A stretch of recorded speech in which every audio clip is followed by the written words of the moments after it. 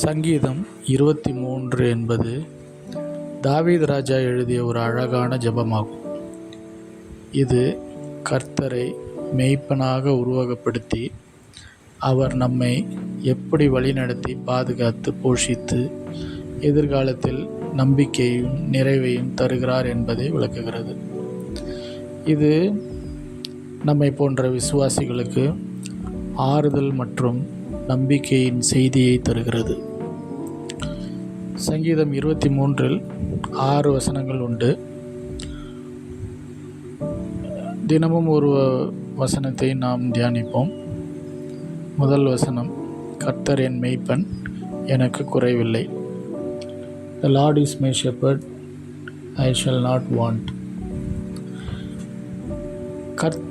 கர்த்தர் ஒரு மெய்ப்பனை போல நம்மை வழிநடத்துகிறார், பராமரிக்கிறார், பாதுகாக்கிறார், நமக்கு தேவையான எல்லாவற்றையும் அளிக்கிறார்.